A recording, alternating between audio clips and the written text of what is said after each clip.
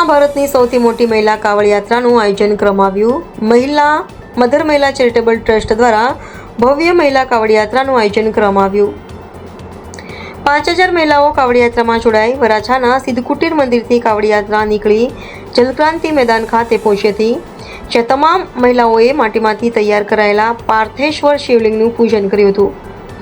હિન્દુ ધર્મ પ્રત્યે લોકો વધુમાં વધુ જાગૃત થાય તેવા હેતુથી આ કાવડ યાત્રા યોજવામાં આવી।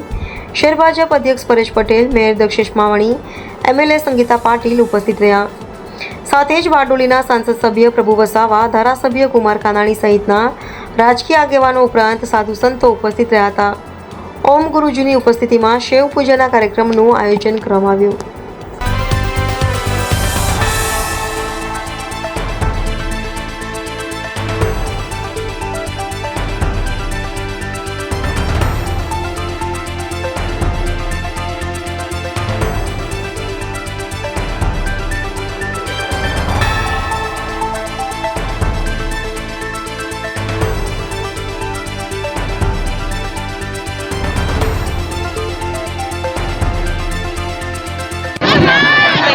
મારું નામ કોમલબેન પટેલ છે।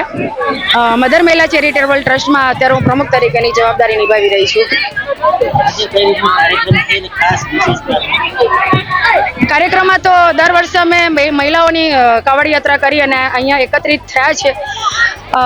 અમે સિદ્ધકુટીરથી કાવડ લઈને નીકળ્યા છીએ અને અહીંયા અત્યારે બધા બહેનો સમૂહમાં પાર્થિવ શિવલિંગની પૂજા કરીશું અને ત્યારબાદ ભોજન પ્રસાદી લઈને બધા છૂટા પડીશું।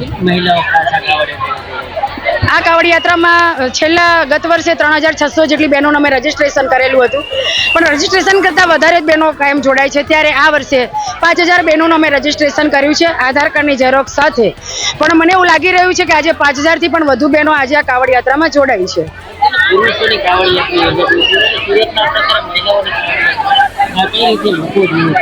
છેલ્લા 12 વર્ષથી આ સંસ્થા દ્વારા અમે મહિલાઓની કાવડ યાત્રા કરીએ છીએ। ત્યારે અમારી કાવડ યાત્રા પાછળનો લક્ષ્ય એ જ છે કે આખા ભારત વર્ષની અંદર કાવડ યાત્રા હંમેશા પુરુષોની નીકળતી હોય છે, બહેનોની કાવડ યાત્રા 25-50 બહેનોની છૂટક નીકળતી હોય છે। ત્યારે અમે એવું નક્કી કર્યું છે અને અમારે એવો લક્ષ્ય છે કે હિન્દુ ધર્મનો વધુને વધુ પ્રચાર થાય અને વધુને વધુ બહેનો આ કાવડ યાત્રામાં જોડાય અને એ માધ્યમથી આવનારી પેઢીને પણ એક મેસેજ મળે કે હિન્દુ ધર્મની અંદર જ્યારે શ્રાવણ મહિનો આવે છે ત્યારે ભગવાન શિવની આરાધના અને અર્ચના અમે આ રીતે કરીએ છીએ અને આજે 5000થી પણ વધારે બહેનો આ કાવડ યાત્રામાં જોડાઈ છે।